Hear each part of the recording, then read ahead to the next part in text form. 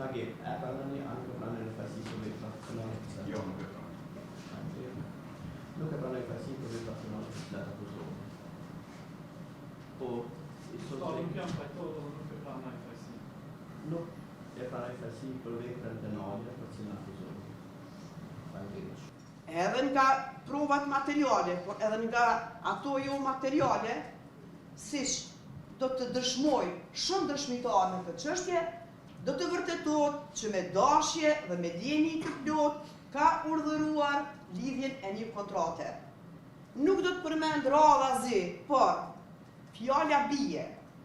Kemi të bëjmë me një kontratë për të cilën do të dëshmojnë edhe dëshmitarët të cilët ishin pothuajse akter të veprimeve të tyre, por që në mënyrë urdhëruese vepruan në atë mënyrë kur nga një tender i hapur, një operator ekonomik u shpall i papërgjegjshëm, pas një periudhe të caktuar, po i njëjti operator uftua për çka ka dëshmi që uftua drejt për drejt nga i akuzuari, që të negociohet me të, dhe nuk mbeti vetëm me kaq.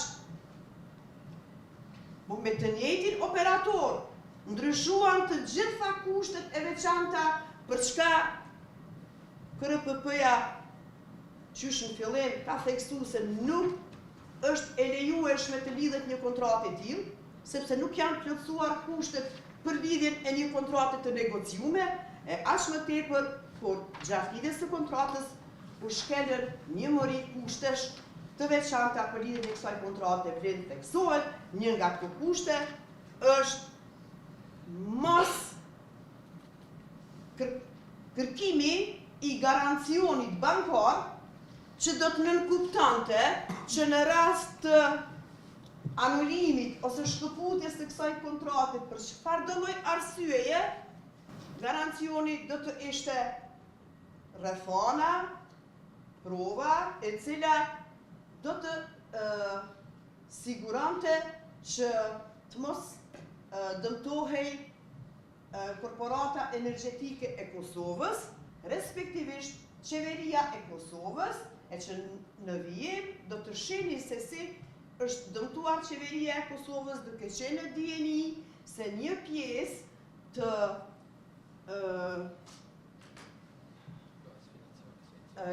dhënjes së parave për mbulesa të kekut janë dhënë nga qeveria. Përfundimisht, do të vërtetohet qartë, gjithashtu edhe nga ekspertiza e financiare, që në këtë aktivitet prokurimi, duke pretenduar me një procedurë të negociuar, të shkaktuar pikërisht nga neglizhenca e autoritetit kontraktues, e që tani është i akuzuar Inage Krasniqi, të ndërmerren masa për sanimin, rehabilitimin e Kalldas A5, para se asaj t'i s'ka dëmte afati kur ajo më nuk do të funksionante, dhe shpavja e një tenderi të hapur të paskoshëm, e pastaj të krijohet me qëllim një mundësi e një tenderi të përfunduar me procedurë të negociuar, qeverisë së Kosovës, respektivisht korporatës energjetike, i shkaktoi dëm prej 37 milion, sepse krejt këtë pjesë të mbulesës derisa Kalldaja A5 nuk ishte funksionale, KEK detyrohej që të blinte rry me çmim shumë të lartë, e që nga ekspertiza rezulton që dëmi është në vlerë prej 37 milion. Sa i përket veprës penale të zbulimit të fshehësisë zyrtare, Prokuroria Speciale konsideron se ka prova të mjaftueshme se komunikimet mes të akuzuarit Inage Krasniqi dhe disa nga zyrtarët e partisë në pushtet vetëvendosje, në përgjithësi e në veçanti me Dejona Mihalin si përfaqësuese e partisë ose nuk di çfarë funksioni mund të ketë, person jo zyrtar, kishte komunikime të shpeshta dhe jo vetëm kaq, por i akuzuarin Agit Krasniqi i dërgonte referenca, projekte të ndryshme për të cilat do duhet vendoste më vonë e për të cilat e njëjta në mënyrë të kundërlidhshme ishte nveshur me autorizim nga i akuzuarit që të jepte opinione, madje në disa raste edhe të vendoste për to. E gjitha këto shkresa ose kërkesa përmes shkresave të drejtuara Dejona Mihalit ishin pjesë të dokumentacioneve ligjore para fazës së tenderimit, që i bie që sipas ligjit mbi prokurimin publik, çdo shkresë që publikohet ose u jepet në dispozicion personave të pa autorizuar paraqet zbulim të fshehësisë zyrtare. Edhe kjo do të dëshmohet me provat materiale. Prokuroria në këtë rast në vend se të paraqet dëshmi se janë kryer vepra penale. Ajo është fokusuar në vlerësimin nëse i përderën e zotit Krasniqi ka menaxhuar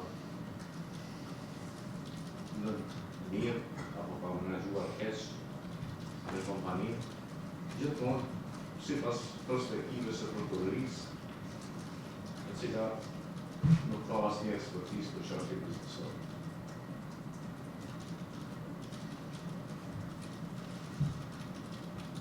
Pretendimet e prokurorisë për shkelje të ligjit të prokurimit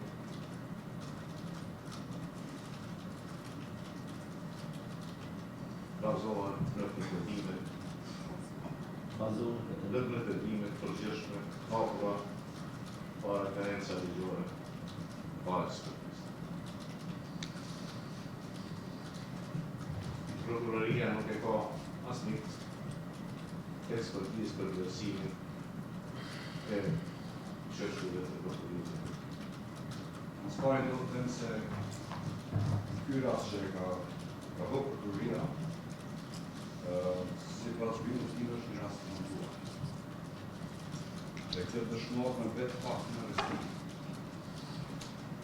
Sepse me aktin e arrestimit dhe mbajtjen e paraporosimit prej 5 muajve, në fakt ka bërë dënim pa gjykim. Kemi me tjetër raste të tjera për akuzën dhe zyrtare publik për të shpërblim. Kemi 10 raste të tjera në akuzën dhe zyrtare publik për të shpërblim të detyrave zyrtare dhe nuk ka pasur arrestim. Dhe kjo tregon se çfarë pozicione dhe çfarë tendence ka pasur prokuroria në këtë rast.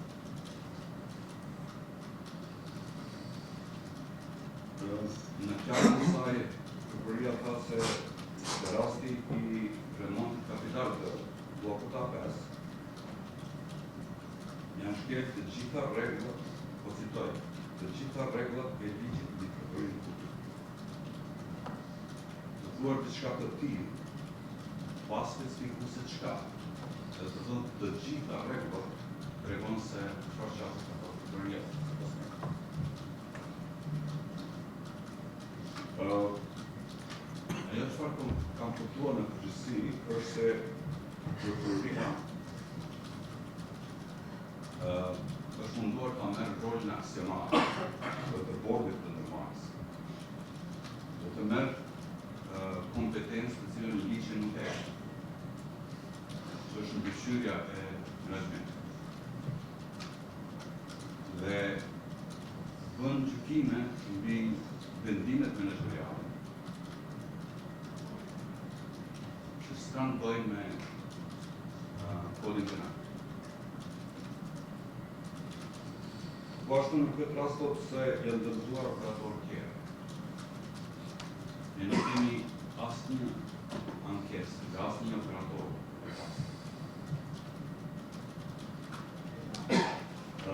Thotë se ndërmarrja publike është dëmtuar është dëmtuar për 36 milionë euro. Ke i kur dëmtuar për 36 milionë.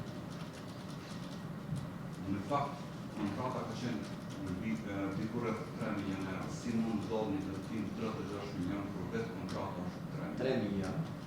3 milionë. Shumë duhet dëmtimi prej 36 milionë.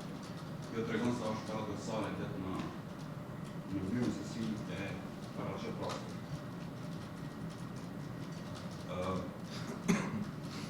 Ajo që është për mua shumë e çuditshme është se prokuroria më njanë më pajson për lidhjen e kontratës dhe në anën tjetër po është më pajson për mos lidhjen e kontratës. Që nuk mund të ketë për të njëjtin veprim në të dy anët të jesh pajtor.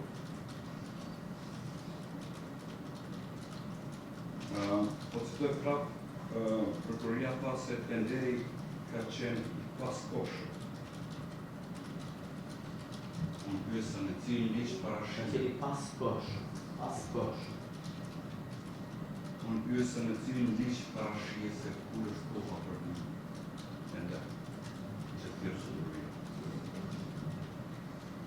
Po ashtu prokuroria thotë se kek ka blerë rrymë për shkak të mos operimit të blokut. Që është komplet e pavërtetë, sepse vlerën e energjisë ka bërë pjesë për jetë. Në asnjë rast nuk ka pasur asnjë përfitim personal nga as nuk ka pasur asnjë përfitim për një palë.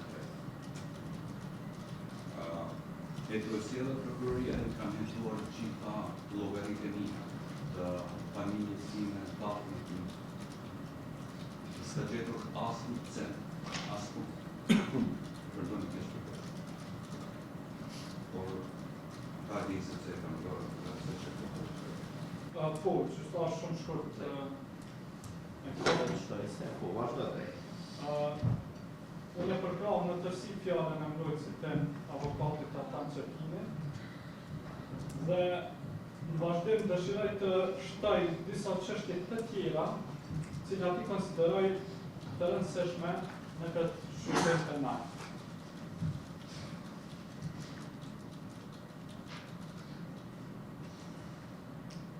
Avokati e tha se kontrata nuk është zbatuar, realisht nuk ka pas përfitim dhe dam për kekun apo ndonjë palë tjetër.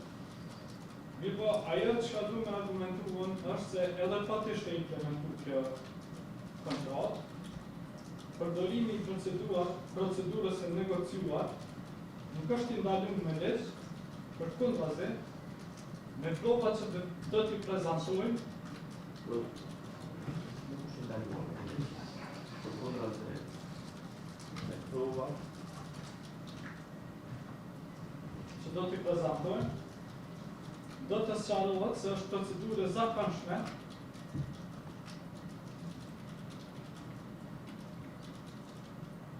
në Kosovë, në rajon dhe vetë Bashkimin Evropian.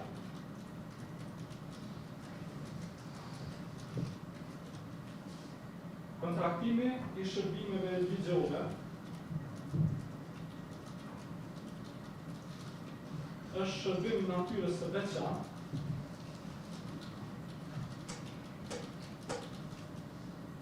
dhe si që argumentoj edhe avokati i të pandehërit Magir Krasniqi, po mbi 40 të tilla në Kosovë.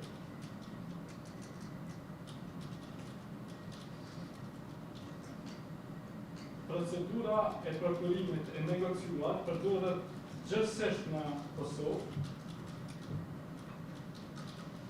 dhe vetëm në vitin 2023 kontrata me procedurë të negociuar janë lidhur në vlerën prej 117 milion euro.